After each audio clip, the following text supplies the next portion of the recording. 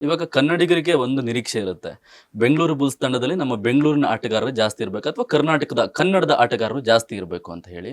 ಅದರಲ್ಲೂ ಕೂಡ ಈ ಬಾರಿ ಬೆಂಗಳೂರಿನ ಪ್ರತಿಭೆ ಆಗಿರುವಂತಹ ಬಿ.ಸಿ. ರಮೇಶ್ ಅವರು ಬೆಂಗಳೂರು ಬುಲ್ಸ್‌ಗೆ ಕೋಚ್ ಆಗಿ ಬಂದಿದ್ದಾರೆ ಅಂತ ಒಂದು ವಿಷಯ ಕೇಳಿಬಂದಾಗ, ಬೆಂಗಳೂರಿನ ಆಟಗಾರರಾಗಿರ್ಬೋದು, ಕರ್ನಾಟಕದ ಆಟಗಾರರಾಗಿರ್ಬೋದು ಎಲ್ಲರಿಗೂ ಕೂಡ ನಾವು ಕೂಡ ಈ ಬಾರಿ ಬೆಂಗಳೂರು ಬುಲ್ಸ್ ಜೊತೆಗೆ ಸೇರ್ಕೊಳ್ಬಹುದಾ, ನಾವು ಆಡಬಹುದಾ ಎನ್ನುವಂತ ಒಂದು ನಿರೀಕ್ಷೆ ಸೇರ್ಕೊಂಡಿರುತ್ತೆ.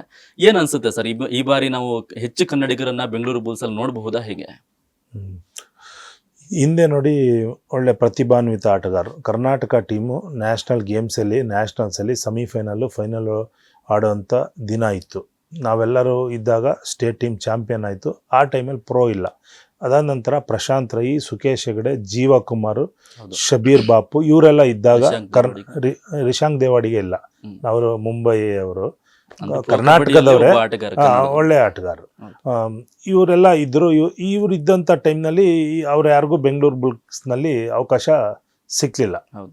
ಆದರೆ ನನಗೊಂದು ಅವಕಾಶ ಸಿಕ್ತು. ಜೀವ ಕುಮಾರು ಮತ್ತು ಪ್ರಪಂಚನ್ ಮತ್ತು ಸುಕೇಶ್ ಹೆಗಡೆ ನನ್ನ ಜೊತೆ ಸೀಸನ್ 7 ಕೆಲಸ ಮಾಡಿ ಆಡಿದ್ರು ನನ್ನ ತರಬೇತಿನಲ್ಲಿ.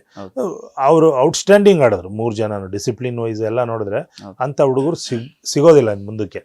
ಇವಾಗ ನಾವು ಕರ್ನಾಟಕದವ್ರು ಬೇಕು, ಆ ಲೆವೆಲಲ್ಲಿ ಇರೋವಂಥ ಹುಡುಗರೇ ಬೇಕು.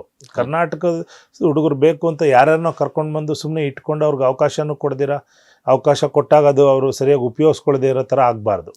ಅದರಿಂದನೇ ನಾವು ಈಗ ಯಂಗ್ ಪ್ಲೇಯರ್ಸ್ಗಳನ್ನ ತೆಗೆದು ಅವ್ರನ್ನ ಕೋಚಿಂಗ್ ಮಾಡಿ ಸೌತ್ ಇಂಡಿಯಾಗೆ ಸ್ವಲ್ಪ ಪ್ಲೇಯರ್ಗಳನ್ನ ನಾವು ಜಾಸ್ತಿ ಕಾನ್ಸಂಟ್ರೇಟ್ ಮಾಡೋಣ ಅಂತ. ತಮಿಳ್ನಾಡಲ್ಲೂ ಒಳ್ಳೊಳ್ಳೆ ಪ್ಲೇಯರ್ ಇದ್ದಾರೆ, ಕೇರಳದಲ್ಲೂ ಸಿಗ್ತಾರೆ. ನಾವು ಕಬಡ್ಡಿ ಸ್ಟಾರ್ಟ್ ಮಾಡಿದಾಗ ಕೇರಳ ಮತ್ತು Tamil Nadu ಇಂಡಿಯಾದಲ್ಲೇ one of the best teams ಅವೆರಡೂ ಕೂಡ. ರೆಗ್ಯುಲರ್ಲಾಗಿ ಸೆಮಿಫೈನಲ್ಲಾಗಿ ಆಡೋವಂಥ ಟೀಮ್ಸ್ಗಳು. ಅಲ್ಲಿ ಇದ್ದಂಥ ಆ ಥರ ಪ್ರತಿಭೆಗಳು ನನ್ನ ಕೈಗೆ ಇವಾಗ ಸಿಕ್ಕಿದ್ರೆ ಅಂಥವ್ರನ್ನ ಜಾಸ್ತಿ ನಾನು ತಗೊಳ್ತೀನಿ. ಎಲ್ಲ ಕಡೆಯಿಂದನೂ ಸ್ವಲ್ಪ ಮಿಕ್ಸ್ ಮಾಡ್ತೀನಿ, ಒಂದೇ ಕಡೆಯಿಂದ ತಗೊಳ್ಳೋದಿಲ್ಲ. ಸೌತ್ ಇಂಡಿಯಾ ಸ್ವಲ್ಪ, ಮಹಾರಾಷ್ಟ್ರ ಕಡೆಯಿಂದ, ವೆಸ್ಟಿಂದ ಒಂದು ಸ್ವಲ್ಪ, ನಾರ್ತಿಂದ ಸ್ವಲ್ಪ, ಈಸ್ಟಿಂದ, ಈ ಥರ ಎಲ್ಲ ಪ್ಲೇಯರ್ಗಳನ್ನ ಸ್ವಲ್ಪ ಮಿಕ್ಸ್ ಮಾಡಿದ್ರೆ ಅಲ್ಲಿ ಗ್ರೂಪಿಸಮ್ ಇರೋದಿಲ್ಲ. ಆಮೇಲೆ ಇವಾಗ ಕನ್ನಡಿಗರಿಗೆ ಒಂದು ನಿರೀಕ್ಷೆ ಇರುತ್ತೆ. ಬೆಂಗಳೂರು ಬುಲ್ಸ್ ತಂಡದಲ್ಲಿ ನಮ್ಮ ಬೆಂಗಳೂರಿನ ಆಟಗಾರರು ಜಾಸ್ತಿ ಇರಬೇಕು ಅಥವಾ ಕನ್ನಡದ ಆಟಗಾರರು ಜಾಸ್ತಿ ಇರಬೇಕು ಅಂತ ಹೇಳಿ.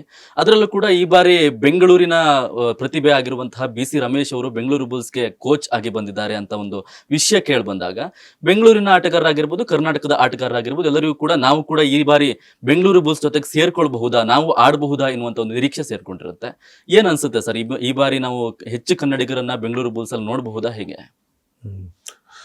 ಹಿಂದೆ ನೋಡಿ ಒಳ್ಳೆ ಪ್ರತಿಭಾನ್ವಿತ ಆಟಗಾರರು ಕರ್ನಾಟಕ ಟೀಮು ನ್ಯಾಷನಲ್ಸಲ್ಲಿ ಸೆಮಿಫೈನಲ್ಲು ಫೈನಲ್ಲು ಆಡೋವಂಥ ದಿನ ಇತ್ತು. ನಾವೆಲ್ಲರೂ ಇದ್ದಾಗ ಸ್ಟೇಟ್ ಟೀಮ್ ಚಾಂಪಿಯನ್ ಆಯಿತು. ಆ ಟೈಮಲ್ಲಿ ಪ್ರೋ ಇಲ್ಲ. ಅದಾದ ನಂತರ ಪ್ರಶಾಂತ್ ರೈ, ಸುಕೇಶ್ ಹೆಗಡೆ, ಜೀವ ಕುಮಾರ್, ಶಬೀರ್ ಬಾಪು ಇವರೆಲ್ಲ ಇದ್ದಾಗ ರಿಶಾಂಕ್ ದೇವಾಡಿಗೆ ಇಲ್ಲ. ಅವರು ಮುಂಬೈ ಅವರು, ಕರ್ನಾಟಕದವರೇ, ಒಳ್ಳೆ ಆಟಗಾರರು. ಇವರೆಲ್ಲ ಇದ್ದರು.